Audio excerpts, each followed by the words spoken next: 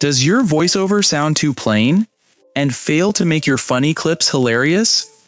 Do not worry. In this CapCut tutorial for beginners, you will learn how to get a chipmunk voice effect in CapCut Mobile in just 1 minute.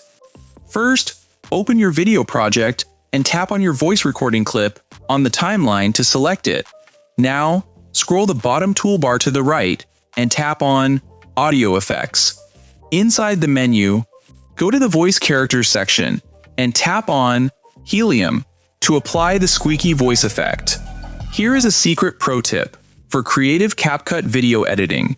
Tap on Speed, increase your audio speed to 1.2, and keep pitch turned on. This makes your chipmunk voice sound fast, energetic, and super funny. Now, tap on the check mark and press play to listen to your funny chipmunk voice. To continue learning from our full course, check the playlist link in the description below.